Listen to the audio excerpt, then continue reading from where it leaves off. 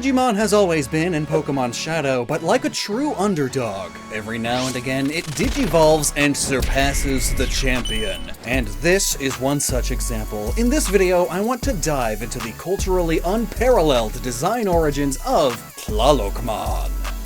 Pokémon, of course, makes plenty of references to real myths and legends, but it typically strays away from referencing deities so directly. Arceus isn't named Yahweh Budeus, and unless you know how to look at its design and lore super intensely, you'd have no idea it's based on them. It looks like an alien llama that got stuck in a fence.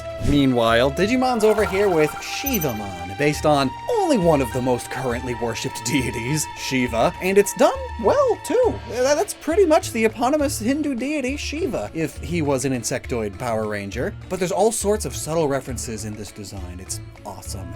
Very little is off limits to Digimon design inspirations, and they quite famously have dozens of Digimon based on angels and demons, and not just in the generic sense. They get name-dropped. Lucamon, Lilithmon, Beazelmon, and yet Pokemon was the one said to be satanic. But I could easily get lost in that rabbit hole, so let's climb out before we dig too deep and focus our attention on Tlalocmon. So time to admit something. I've always been a bit of a weeaboo for Mesoamerican history. I can thank Age of Empires 2 for that. Remember when what was essentially a DLC came in a physical box that was this big?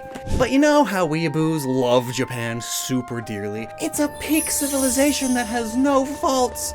But of course, all of their knowledge about Japan comes from anime and video games, so their view of it is inherently flawed. Yeah, I'm kind of like that, but for historic South and Mesoamerica. So, to give this particularly perfect Digimon design its due, I got help from Majora Z, who keeps up with the academic research on the region, and does deeply researched posts on Mesoamerican civilizations. So enough preamble, let's get into why Tlalocmon, an entire cornucopia of Aztec lore on a blue digital dude, is just so cool.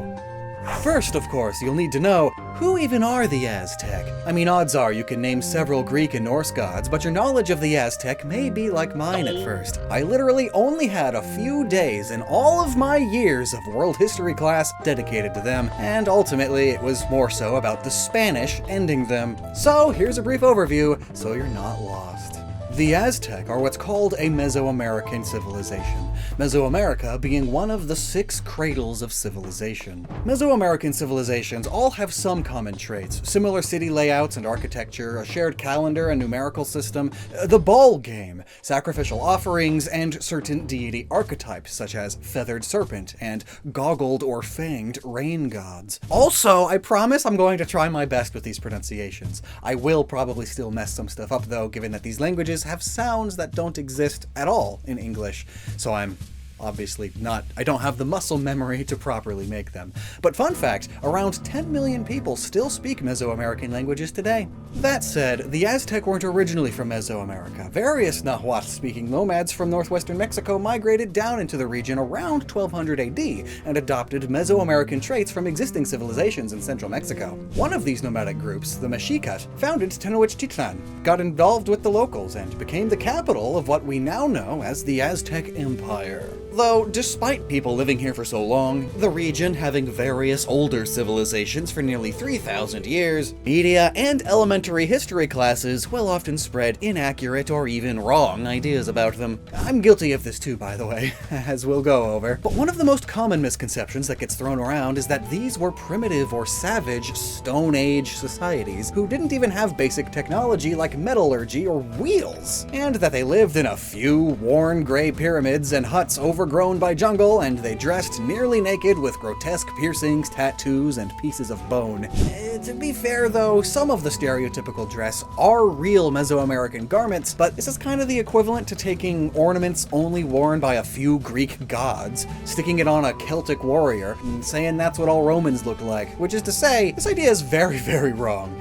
Even according to the Spanish, who wanted to conquer them. You typically don't give compliments to those you want to battle and conquer, you know? For example, Tenochtitlan was among the most incredible cities in history. Built on an island in the middle of a lake, the city equaled the walled area of classical Rome in scale, and was likely in the top 10 most populated cities in the world at the time. It had hundreds of richly decorated palaces and pyramids, even royal zoos, gardens, and aquariums. It also had public toilets, which were cleaned out by civil servants and who allegedly washed the streets and buildings daily. They had dams, causeways, and aqueducts running to it and over the lake. And that's just the big example. But another city, Tlaxcala, was described by Cortez himself as so great, incredible. Its houses are fine and numerous shops as well arranged as any in the world, with goods as fine as in Spain. Good order is maintained, and they behave as people of sense and reason. Even what is likely the region's first real city back in 1400 BCE, the Olmec site of San Lorenzo, had some underground channels and aqueducts. These weren't just great engineers though, they were also intellectuals, with poetry, rhetorical public speaking, and royal botanical gardens to stock medicinal herbs and research them. There were even sections that mimicked different ecosystems. In our Scovillain episode, where I ate the hottest pepper in the world before explaining the Pokemon, I mentioned how the Spanish spread the American native chili peppers to Asia, the Philippines specifically. But beyond just getting those plants from the Mesoamericans, the Spanish also got a lot of knowledge. Francisco Hernandez, the royal court physician and naturalist to Philip II, the king of like a third of Europe at the time, traveled to Mexico and collected Mesoamerican botanical and medical records, begrudgingly admitting that their sciences were superior to his own. Their art and clothing was incredible too, and our recent Mega Halucha video, among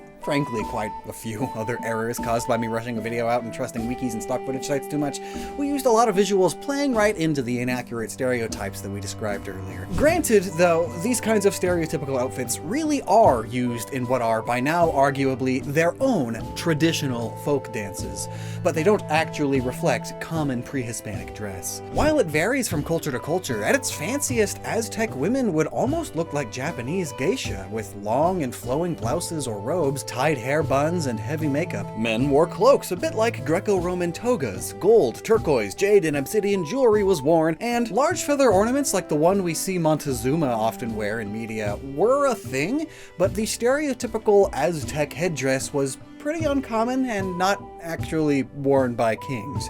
Actual featherwork featured finely arranged plumes, arrays, or even three-dimensional bouquets. The most impressive were feather mosaics where tens of thousands of feathers were arranged to form detailed images and designs over textiles, garments, and military equipment like helmets, shields, and war suits. The Spanish were enamored with this technique and commissioned thousands of pieces featuring Catholic iconography, the most prized specimens coming from the Porlepeche Empire, the third largest in the Americas after the Inca and Aztec.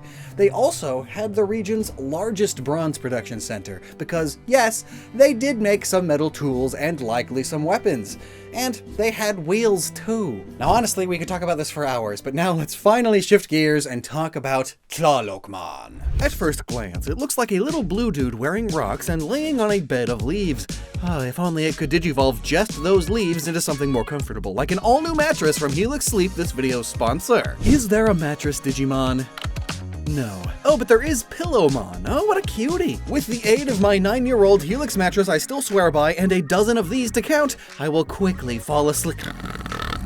Question: did your mattress come with a lifetime guarantee? Did you get to try it for 120 nights to make sure you love it? Because that's what Helix offers with theirs. They want to make ordering a mattress online as easy and stress-free as can be. Thus also their short sleep quiz to match you to the best mattress that fits your sleep preferences. Gosh, this winter has been so cozy. You'd think the built-in cooling cover would make nights too cold, but instead it just keeps us cozy. It helps keep our backs and sides from overheating under all the blankets, which helps give us a deeper, more restful sleep. In Helix's Wesper sleep study, 82% of participants saw an increase in their deep sleep cycle. Exactly what you need to help you de-stress. It is said that anything that gets between you and the ground is worth investing in, and a good mattress ought to be right on top of that list. I cannot recommend a Helix mattress enough. And for the more budget conscious, they also offer various mattress toppers to upgrade any old mattress as well. Now's a great time to check them out. The year is still young and their President's Day sale is going on. 27% off of everything. Even my cat Sasha appreciates it. Hey, if she were a Digimon, would she be more of a Manekimon or Mikemon? Either way, she sleeps on the mattress more than I do, and I'm jealous. Oh gosh, I was so comfy. What was I Right, we were talking about Tlalocmon. At first glance, details about Tlalocmon may seem random. Like, that's a lot of plants, yet it's oddly classified as a mineral Digimon, and it digivolves as a fusion of Saber-Leomon and Eldoradimon. Its outfit also doesn't match much of the Aztec clothing we've gone over, but what it lacks in superficial logic and accuracy, it makes up for in symbolism. Ooh, which is my favorite. Earlier we mentioned two archetypes of deities in Mesoamerica, feathered serpents and goggled or fanged rain gods. These weren't just widely worshipped across space, but also time. They were revered as recently as Spanish contact, and in fact, arguably to this day. And as far back as, once again, the Olmec site of San Lorenzo, the oldest Mesoamerican city. The green and serpentine wind gods will be a topic for another day, but it's widely agreed that most Mesoamerican rain gods developed from Olmec were-jaguars. Which is as cool as it sounds. I'm not a furry. If these actually depict jaguar people, some other were-person or specific medical disorders is debated, but they're identified by their snarling mouths that show upturned lips and large twin fangs, as well as slanted eyes with furrowed eyebrows. The Olmec maze deity shares some of these features, which may reflect the link between rain and agriculture, which we'll touch more on later, or it could just be that jaguars in general are a symbol of supernatural power. But this connection to jaguars explains why Saber-Leomon is one of its Digivolution components. While not a jaguar, Saber-Leomon is a big cat with two huge fangs. Additionally, in Japanese, Tlalocmon is probably a pun on tiger and rock.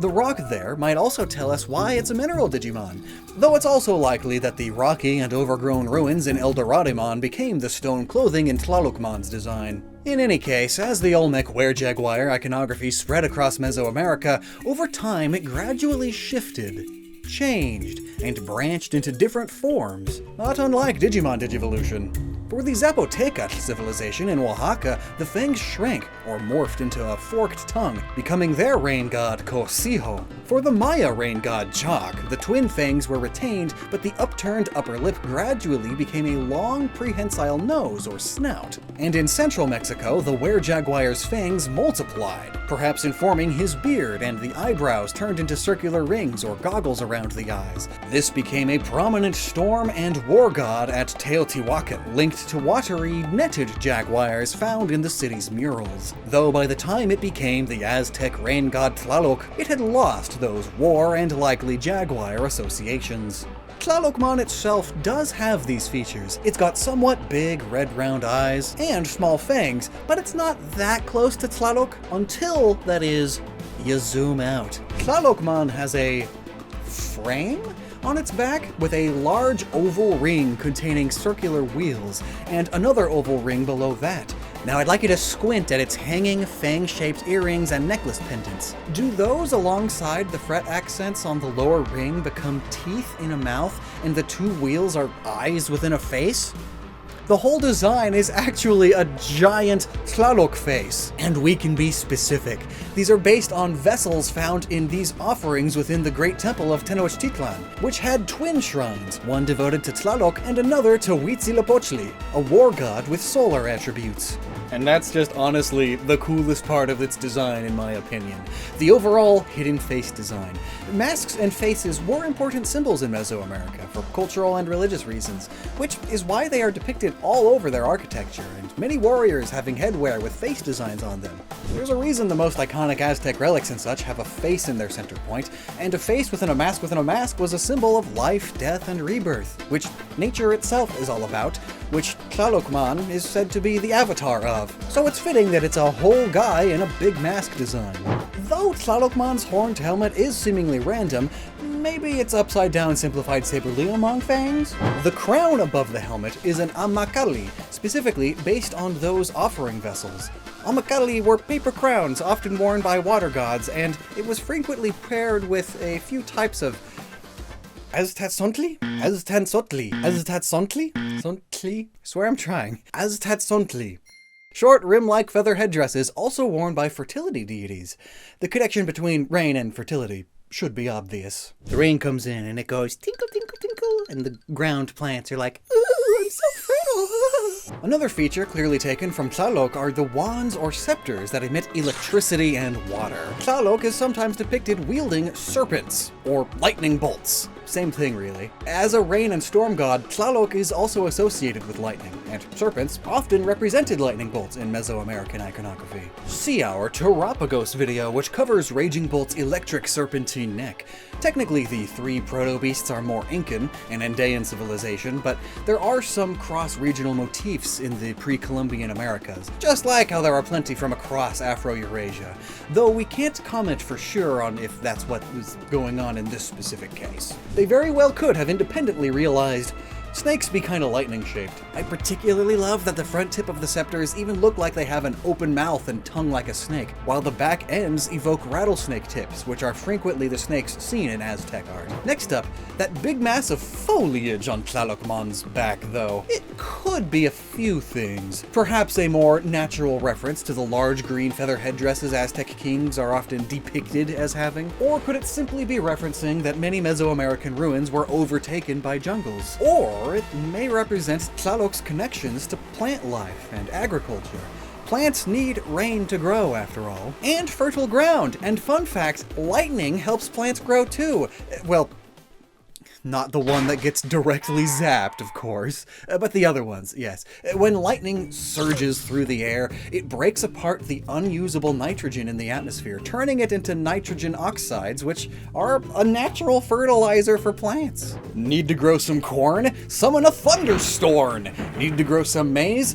Gimme thunder, please! Tlalok himself sometimes is seen holding a hoe or stalks of maize and is frequently depicted with jewelry made from jade, a material that symbolized preciousness, water, agriculture, and maize. Tlalok's wife, Chalchuetique, goddess of rivers, springs, and lakes, was even named Jade Skirt. A specific aspect of the link between rain and agriculture in Mesoamerican symbolism is that rain clouds were thought to emerge and be blown by winds coming from mountain caves, and potentially as a result of this, Tlalok and other rain gods were heavily associated with hills and mountains. Hence, things like Tlalok's afterlife realm, Tlalocmon, was a verdant, tropical mountain paradise, with fruit trees, flowers. It was overflowing with springs, rivers, and lakes, and was very nice and very hilly, though. Hope you have good knees when you die. Texcocinco actually sourced its water for its fountains, baths, and gardens from a real Mount Tlaloc, thought to be an earthly home of the god, while Chapultepec's spring was what provided water to Tenochtitlan's main aqueduct. And how did one specifically enter the afterlife of Tlalocmon? Well, this realm of the afterlife awaited those with so-called watery deaths. Drowning and lightning strikes, you know, watery. And also those with specific physical conditions, such as dwarfism and kyphosis, which is people that have hunchbacks. People afflicted with such conditions, as well as children who were similarly short-statured, were sacrificed to Tlalok, hence the name Tlalok. Though little persons and others with Tlalok-linked ailments could also live near the royal palace, in and around the zoos, serving as attendants or performers. Allegedly, at least. Other rain gods from around the region were also tied to shorter or smaller individuals. The Tlalocwe were a group of rain deities especially linked to mountaintops, and are sometimes described as being dwarves, and or as Tlaloc's attendants. Even today, many mountains and hills in Mexico are thought to have their own resident gods or spirits revered by local residents, which are linked to rain, lightning, winds, and mountain caves. So Tlalocmon's small size and proportions, especially when compared to most fully evolved Mega Ultimate Digimon, is probably a reflection of that association between Tlalok and dwarfism. In its main body's blue skin, Tlalok is most often depicted wearing blue-green stones like jade and turquoise, and is covered in blue-green body paint, hence many ceramic artifacts depicting him being painted this color too. And plus it just works due to the association of blue with water. And for one cool final point, Tlalocmon has two special attacks. Netotlitzli and Nawi Kiyawit. You probably don't need me to tell you that there are some cultural history bits behind those names. The Natotalitli was a Mexica ritual dance and celebration. While they could happen any time, they often aligned with the start of the agricultural season. So, kind of perfectly aligning with what Tlaloc symbolizes, and thus Tlalocmon, who uses this move to summon water and lightning around its scepters and attacks after transforming into a blade of sorts. A wet zap.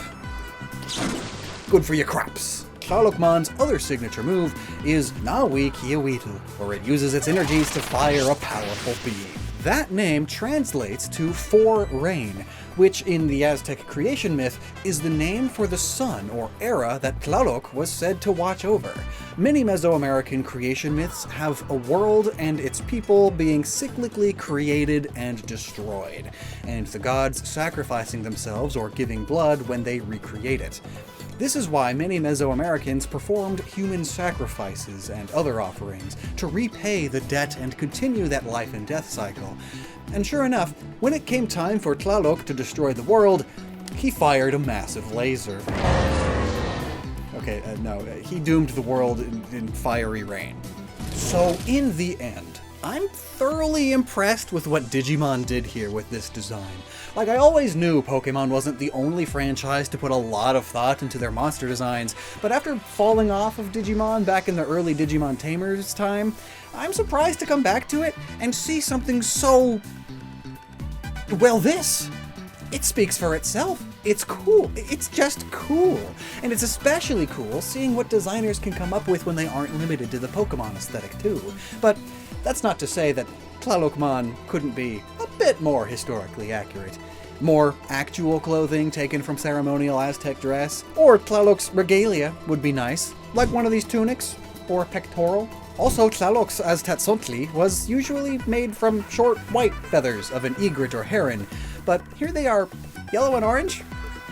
Admittedly, other gods with this type of headdress could have other feathers, but oh, it could be a creative liberty to further show its Saber-Leomon roots. Its furry mane was always oddly broken into feather shapes. But that aside, honestly, I'm just overall impressed. Maybe it's time I got back into Digimon fully, but let me know your thoughts, as well as some other particularly deep Digimon designs. A massive thank you once again to Majora Z for the bulk of the research and writing here. Massive thank you to our YouTube members and Patreon supporters for making risky videos like this one possible. And until next time, please never stop using your noggin.